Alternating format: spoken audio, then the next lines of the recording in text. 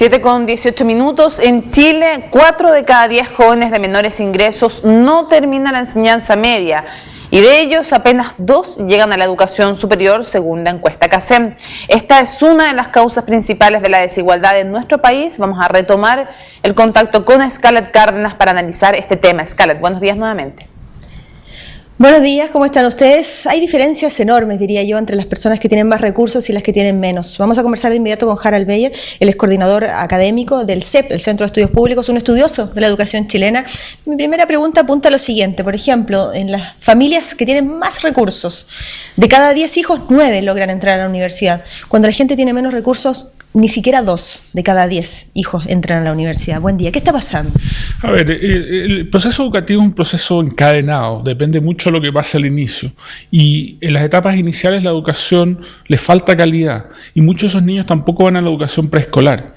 Y por lo tanto tienen falencias durante todo su proceso educativo que después se repite en la PSU, por ejemplo, no les va tan bien en la PSU y eso les dificulta su acceso a la educación superior. ¿En qué estamos fallando como país entonces? A ver, yo creo que son varias las cosas, digamos. Nosotros llegamos muy tarde a aumentar la cobertura educacional.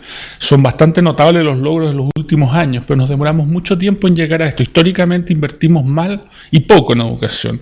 Ahora estamos mejor, se está aumentando la cobertura, pero tenemos un rezago. Mientras no superemos esos rezagos, van a seguir produciendo estas desigualdades. Dice el ministro de Educación, Joaquín Lavín, que donde hay que poner mayor énfasis es en la educación media, cuando los jóvenes adquieren los conocimientos para, por ejemplo, dar su PSU.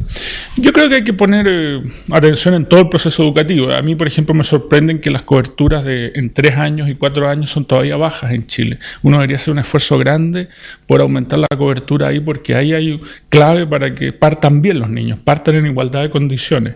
A los 3 años ya se producen tremendas diferencias en habilidades cognitivas y no cognitivas que después influyen en todo el proceso educativo. Entonces uno debería tratar de nivelar primero ahí, y con mucha calidad, y después seguir construyendo en el resto del proceso educativo. Hoy día todavía tenemos muchas excepciones en la educación media, por eso el ministro está en lo correcto cuando dice que hay que poner atención a que los niños no deserten, para que después tengan mejores oportunidades laborales.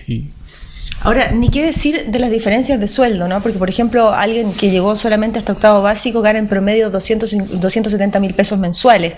En cambio, alguien que llegó a cuarto medio, 357.000 pesos, y finalmente esto se triplica o cuadruplica cuando la gente llega a la educación universitaria. Sí, es un fenómeno particular de Chile. Cuando uno mira los países más desarrollados, por ejemplo, típicamente las diferencias de salario entre una persona con estudios universitarios y una con educación media es de entre 1,5 y 2 veces. En Chile es entre 3 y 4, dependiendo cómo uno lo mida.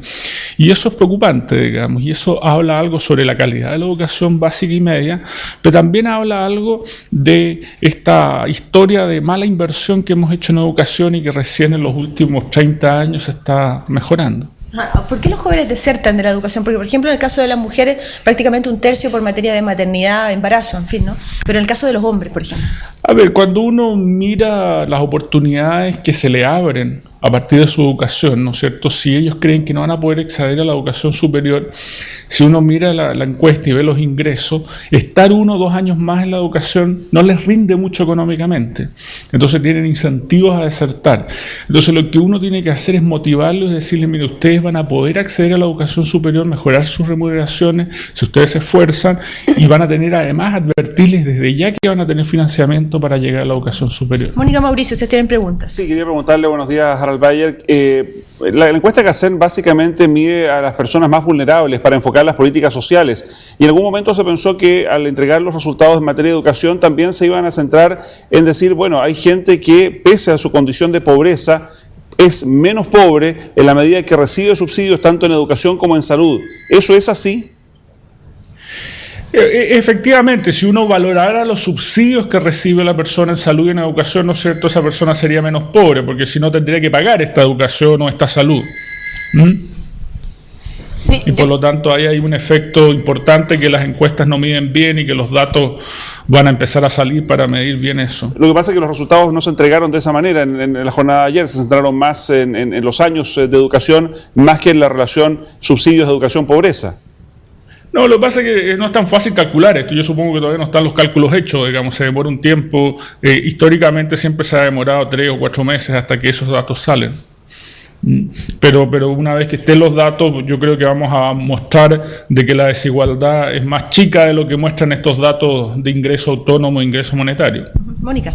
Sí, Harald, buenos días. A ver, uno de los temas que usted tocaba es el tema de asegurar el financiamiento para los jóvenes. Si a los chicos de menos recursos les va peor en la PSU, ¿tiene sentido entregarle el mejor de los financiamientos solo a las universidades tradicionales y no directamente a los chicos de menos recursos, independientemente de la universidad a la que vayan?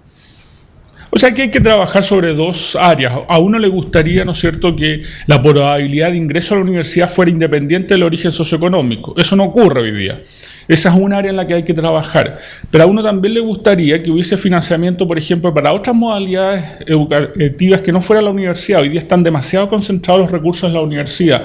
Hay una sola beca, por ejemplo, para institutos profesionales, que es una beca bastante modesta, y recién en los últimos 3 años hay crédito con aval del Estado para los estudiantes de la educación técnico-profesional superior. Ahora, muchas de esas instituciones, sobre todo los centros de formación técnica, no están acreditados y por lo tanto tampoco son objeto de financiamiento.